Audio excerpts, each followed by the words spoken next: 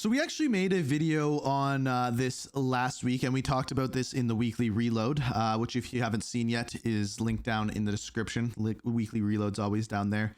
But player numbers have come out for Black Ops 6 and for Modern Warfare 3 and for Modern Warfare 2.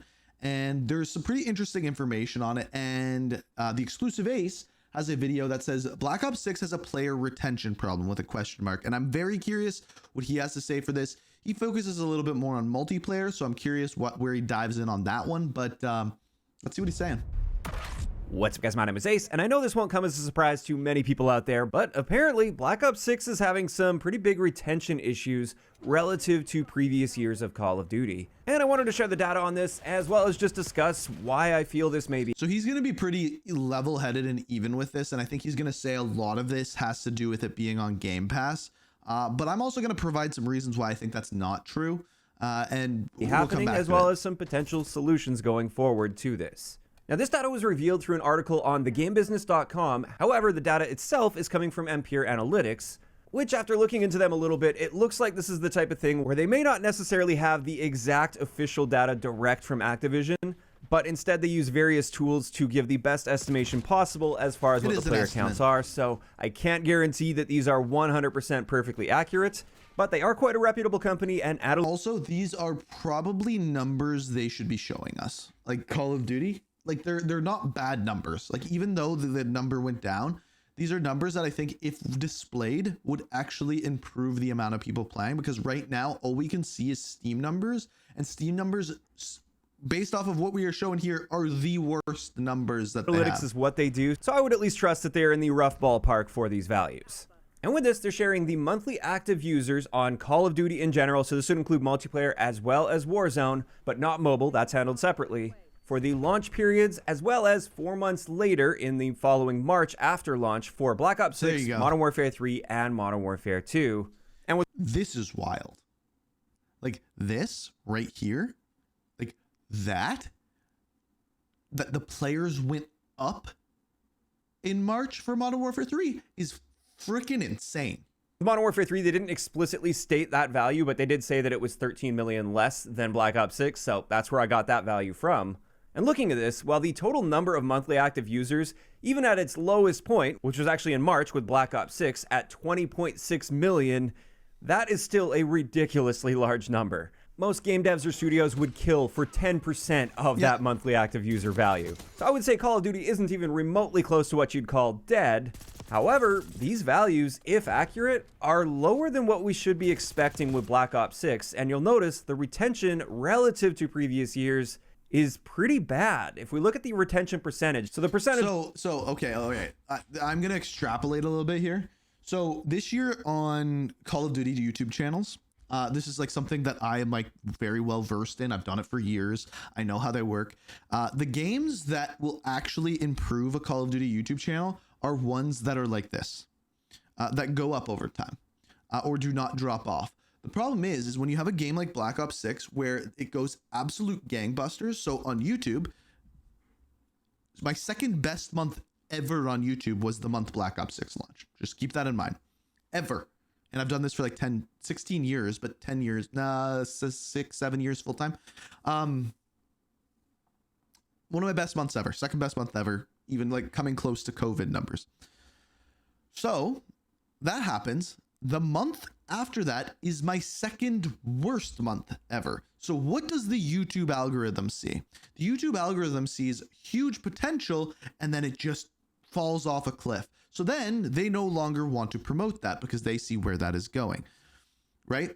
So not only is the players dropping off the game, because they're dropping off the game, the people like me that make content for the game gets promoted less, the game gets promoted less, and it's a cyclical thing. And I think everyone who made YouTube videos for Call of Duty during that time experienced that, unless you were hating on the game, which again drops the player numbers, and you can see the cycle. Anyway, players relative to the launch period 4 months later. With Modern Warfare 2, it was 71%. With Modern Warfare 3, it was apparently a little bit over 100%. So there are actually slightly more players playing 4 months later than players that were playing at launch with Modern Warfare 3. And then with Black Ops 6, it's just 61% according to these values. So while again, that's still a massive number and Call of Duty I'm sure is doing just fine, that probably is a lot less than what was anticipated with Black Ops 6, since it was confirmed that Black Ops 6 had the highest user count at launch out of any Call of Duty game ever. And that's at 33.7 million value. Now, one big key to point out here, and I suspect this is having a pretty big effect on these numbers, is this also includes Warzone. And this was from March, so before the launch of Verdansk, and I would argue probably Warzone's lowest point ever at that stage. Yeah. So I suspect just on the Warzone side of things, that's probably at least a big contributor to this massive drop in retention. And I would be really curious to see what these numbers look like now, after Verdansk launched. I suspect that brought quite a few players back, and I bet these numbers are actually quite a bit higher now if we're looking at the overall big picture with Black Ops 6 as well as Warzone. Now, in saying that, I don't think that accounts for everything when we're talking about retention with Black Ops 6. I do think, based on my experiences playing the game, as well as being heavily involved in the community and having my views and income pretty much directly tied to the current Call of Duty game, it really does feel like Black Ops 6 has seen a bigger drop in retention than what we're used to. Just comparing that to last year with Modern Warfare 3, while I didn't have the most amazing views for the launch of a Call of Duty game with that, I found those views were quite consistent. Remember how, like, I always tell you guys, like, I will tell you if I've watched a video. I have not watched this, and the fact that he's talking about YouTube numbers now is really weird. Consistent throughout most of the year of Modern Warfare 3's life cycle, and that aligns with this roughly 100% retention value. It seems like the people that did play it and enjoy it early on, they stuck with it throughout the year. Whereas with Black Ops 6, that hasn't been the case. There was a very strong launch window, lots of interest, lots of hype and excitement, and that did drop off quite sharply, I would say, after the holiday season. So let's talk about some of the potential reasons for this, mainly looking at big picture stuff. We're not going to dive too deep into the individual elements of Black Ops 6 in particular, like specific bugs that are taking place with the game or gameplay design or anything like that.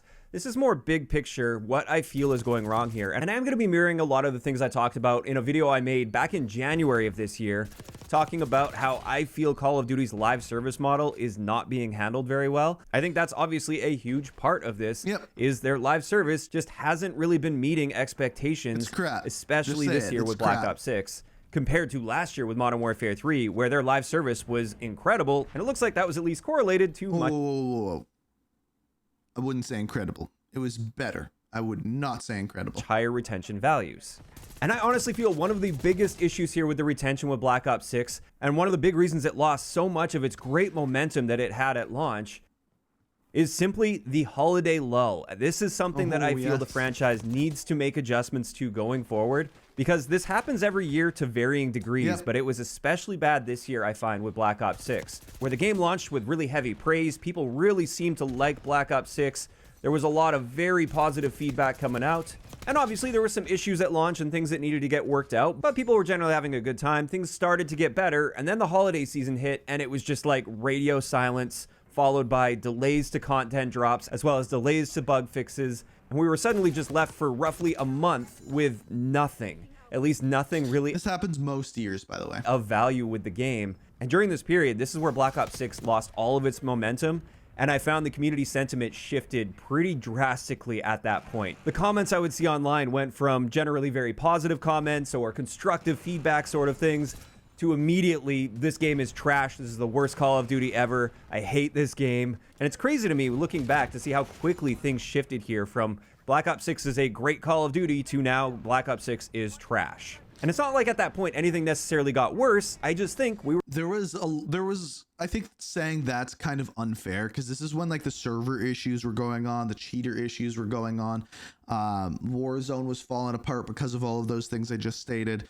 And there was no like addressing it by the developers whatsoever. So to say that there was no real reason for it, I think there definitely was. And then lack of content on top of all of that just piles on. We were stuck with this holiday lull with very little new content or updates and fixes to keep us engaged throughout the holiday season. And I think this is where they lost a huge chunk of their player base, and many of them never returned. Now, when it comes to the solution to this, I doubt the solution is just make the devs work over the holidays. The devs deserve their holiday break as well, especially after a big crunch leading up to launch. So that's likely not the right call. Obviously, I don't know everything that goes on internally, though. However, maybe just better pre-scheduling of content so there's a steady stream or a steady drip of content throughout the entire holiday season and even a little bit beyond, anticipating some potential delays. So that would at least keep people a bit more engaged and at least a bit distracted from the issues that aren't going to get worked out while most of the devs are on holiday. This is something where Modern Warfare 3 did a really good job with that. We had a steady stream of aftermarket parts, and I remember the holiday lull still happened. Yeah, I still think that there was a lull there. I don't fully remember with that game. There were some much needed fixes and improvements that we were just stuck waiting for until the devs got back from holiday. But in the meantime, we at least had some cool new things to play around with week after week. And I think that would have gone a long way with Black Ops 6. If we had a new weapon mod, for instance, every week throughout the holidays, it would have been at least a lot easier to stay engaged throughout that holiday lull as we waited for the major updates. Now this segues into my next point, and this is more the general content and post-launch support scheduling. This is another area where I think there is room for improvement for better, more consistent retention over time with Call of Duty. What I've found is content is often really inconsistent and too infrequent for consistent engagement week after week. And again, circling back to aftermarket parts of Modern Warfare 3. Wait. He's onto a point here that I think he's going to miss the biggest thing. In Modern Warfare 2019, which I think probably had the best retention out of any game, but that's also because they released a lot of new things, like Warzone as a whole. They had a thing in that game where every single Thursday there was an update. It updated the playlist, it would update sometimes weapons, and it would update everything else. Every Thursday, consistently. We knew it was coming every Thursday. I would make a video on it every single Thursday. And back then, believe it or not, something I never talk about now, I would talk about the store updates too, because the game was in a good place. They got rid of supply drops. I was happy to promote that kind of thing because I thought what they were doing with the game was good. Now things went off the deep end and I stopped doing that for a lot of reasons. But every single Thursday we could expect that. This is something that's gone. We get playlist updates. I think it's every Thursday, but then it's just like things coming out seemingly randomly. And a great example of this is the two events that we have going on right now. We have the Get Higher one. That's actually not what it's called, but the one where you get XP with Seth Rogen, and then the Blaze It Up one, probably also not what it's called, where you pick up the weed tokens. And both of those end on the 15th. We have no idea what is coming out on the 15th. One of them was 2 weeks long. One of them was 1 week long. One of them started on a Tuesday and one of them started on a Thursday. What is going on? Right? Do you see like the lack of consistency, the lack of knowing what is going on? Like, yes, it's content. It's crap content. Those events suck, but yeah. They did quite a good job with this, making sure there was always something to look forward to almost every single week. But then on top of that, events. They could be far more engaging than they have been with Black Ops 6. Their events have been quite lackluster. I rarely ever feel excited when a new event drops in Black Ops 6. And I think a big reason behind that is just how they handle the progression in those events, which is usually just continue playing the game and you'll complete the event. Yep. Then when it comes to seasonal content, I still find in Call of Duty in general, it's quite unpredictable as far as the quantity of content and the release schedule for that content.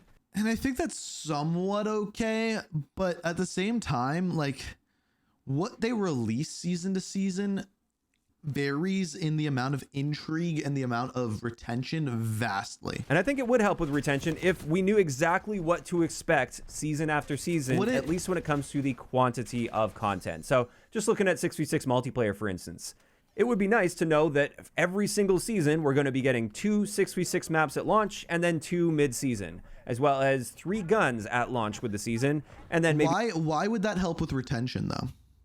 Like, I'm not disagreeing with them, but I don't see how that would actually help. I don't know if predictability actually helps with it. I think in certain cases it does. Like, if maybe if they were like each week, so first week you get a new weapon, second week you get a new weapon part, third week you get a new weapon, fourth week you get a new weapon part, and did it in that way, maybe. And I could definitely see that, because then you're looking forward to something. But just saying 2 weapons at launch, 2 weapons at mid-season, then you have this big gap in between, and then you're in the same issue. I don't know. 2 more mid-season with weapon mods and maybe perks sense. And kill streaks and stuff sprinkled in between those updates. Do we get that level of content some seasons? Yes, absolutely. However, you never know if you're going to get that same level of content support the next season. And I think consistency could go a long way with that. I agree with that. Next, after that, another thing that I think has been harming retention overall with Call of Duty in recent years is the shift to the grind over gameplay mindset that many Call of Duty players have adopted over the years. Yep. For many players, all they really want to do when a new Call of Duty comes out is level up their guns, get the mastery camo, and then that's it. They beat the game essentially, and they're done with it, and they burn themselves out on it. And for many of these players, Okay. I'm going to very strongly disagree with Ace on this one, but I'm going to let him finish his point first, and then I'm going to disagree with it. And you'll see why. And I really do think I'm right on this one. grind takes precedence over enjoying the gameplay experience. And this is something that's been actively nurtured by the devs with their constant tiny map 24/7 playlists that we see now basically right at launch throughout the entire life cycle of games. Whereas previously, those used to be like special limited time events where you'd get it for a weekend or maybe a full week. And then outside of that, you've got to play the entire game if you want to continue your grind. You have to play on all of the maps and experience the entire game. And I think the big problem with offering these tiny map 24/7 playlists all the time is it has shifted to that grind over gameplay mentality since we have this extremely efficient way of grinding. So therefore, the players that are focused on the grind will stick to playing the same map over and over again for a month or two to get their camos and stuff unlocked. And then once they do that, they've effectively beaten the game when it comes to multiplayer. At least that's how a lot of people see it. And they've burnt themselves out on the game so hard because they've been playing the same tiny map and nothing else for a month or two straight. Okay, I agree with him, but I disagree with the reasoning for it. The problem is that the grind is important. There needs to be a grind because that's what improves retention. And that is what people like. It gives them a dopamine hit. The problem is that the grind is poorly designed. So the only thing it promotes is getting kills super quickly and in the manner of playing on very tiny maps. If you did a grind in a different way, like for example, the Return to Verdansk event where you had to go to locations and unlock certain things in certain ways, it's a different type of grind. It is no longer just play on tiny maps, get a bunch of kills. It is a different type of grind. And they need someone to come in and be like, okay, well, what if we did like this type of grind as opposed to, because they're so set on just like 100 headshots, 100 headshots, 100 headshots, 100 headshots, 5 kills without reloading, or like just like challenges like that, which are all promoted on tiny maps, and they need to get away from that. And they tried with the whole long shot thing, but that sucked too. So I think there needs to be a grind, but there needs to be a better grind that incorporates more of a full holistic game as opposed to just tiny map get headshots. This isn't new to Call of Duty by any means. It has been happening over the past several years, but I feel like this definitely has contributed, at least with Black Ops 6, where I noticed a lot of people, they just played Stakeout 24/7 for the first couple months. They got their Dark Matter camo, and then they were just burnt out and they hated the game after that. And there needs to be a consistent grind by adding in things each and every season that you can grind for. Like when they added in Modern Warfare 2, I think it was the Path of Ronin camo, where each weapon you needed to get a certain amount of kills with. Yeah, it's still the same sort of thing, play on tiny map, do it, but it's at least adding in more to grind for. I think playing Stakeout 24/7 for months at a time would make most people hate the game. Yep. Now, when it comes to a solution to this, I really don't know what the solution is because the cat's out of the bag on this one, and I don't think you can put it back in. I think if these games launched without these tiny map 24/7 playlists or without offering that on a very regular basis, that could turn... See, here's the thing. You recommend... You still have 20 tiny map playlists, but you make the grind so you don't need to do the tiny map playlist. A bunch of players away that have now come to expect that because to them... How you do that grind, I don't know. I need someone smarter than me for that. But that's what Call of Duty is now. Now, perhaps they could put more emphasis on like 10v10 or even 12v12 on regular maps in the game. So players that are looking for more efficient ways to grind and for that crazy chaotic gameplay, they would have the ability to have that level of gameplay on the regular maps and therefore experience way more variety. I still think there's a better way. But outside of that, I really don't know what the solution would be here. In either case, this leads me to the last general point here. Again, focusing just on the big picture when it comes to player retention. And I'm sure this won't be too surprising to many. This is just the way they've been handling matchmaking and disbanding lobbies. I know I've been ragging on this for so many years at this stage, but I really think we're seeing a lot of that long-term burnout with the modern matchmaking system. at least within segments of the community. I realize it must be very effective with very large groups of the community, probably the majority, but I think a lot of the people that don't like the modern matchmaking system, they've kind of put up with Definitely it for hurts years now, retention. and they're really just starting to reach that long-term burnout, and they Just can't. to give you an idea, I will not play multiplayer solo. It's painful for me to play multiplayer solo because it's just every match is the exact same and it's all sweats and it's horrible. Put up with it anymore. I noticed a ton of my longtime viewers have reached this stage where they had been hanging in there and sticking it out and still playing Call of Duty over these years, just hoping something would change, but they've given up hope at this point and they just can't put up with it anymore. And I do think that's probably at least somewhat contributing to this. And then on top of 100%. that, I think disbanding lobbies has been a huge part of this as well, because with forced disbanding lobbies, the game has lost all sense of its in-game community. And especially when you combine that with the fact that the matchmaking system makes it very difficult to And voice chat bans and a bunch of other have an things. enjoyable experience playing with mixed skilled friends. I think they've really lost a huge part of that social element with Call of Duty, where it's less likely to be the place that you go to hang out with your friends online and play video games, because there are so many other games out there where mixed skilled friends can have way more fun together than they can in Call of Duty now. Yeah. Now, obviously, I don't have the data on that. Perhaps this level of matchmaking and the disbanding lobbies is still a net positive overall to the general community, but I'm just sharing some of the observations I've been making. It does seem a lot of people have really just reached that burnout stage with the modern matchmaking and disbanding lobbies. And with that, that's where we're going to leave it for today's video. Those are the primary issues that I believe have been impacting retention. Obviously, it can't be ignored that Black Ops 6 has its own unique issues, and I'm sure many of the small individual issues, those add up as well and have been harming retention. But at the same time, I think the other thing that he's missing here is just like he said, like the littler things, like servers, things like that people just get frustrated with. every Call of Duty has its individual issues like this, so I don't think that really accounts as much for this loss of retention with Black Ops 6. Now, of course, these are all just my thoughts on this situation, and this is where I want to hear from you guys in those comments down below. First off, how are you guys feeling about those values? Were you guys surprised to see just how bad the retention appears to be for Black Ops 6? I wasn't surprised and second, at all. What do you think are some of the biggest issues that are causing this loss of retention this time around? I think the biggest one's crappy events. Just nothing Also, to if you're grind somebody for. that played Black Ops 6 early on and you no longer play it, please let me know exactly why in those comments down below. If you enjoyed this video, a like rating is always appreciated. And don't forget to subscribe for more if you haven't already. I'll talk to you guys next time. Yeah, I think Ace did a pretty good job breaking that down, and I think the only thing that I disagree with is the grind thing. I think the only way to fix that is not the maps or anything like that. It is the grind itself. It needs to be designed better, and it needs to not just be headshots, headshots, headshots. Like there needs to be other things, other challenges to do. Like I don't know what, but someone needs to come up with it. There needs to be the next iteration of that. That promotes other styles of gameplay and not just camping or anything like that. That's not what I'm saying.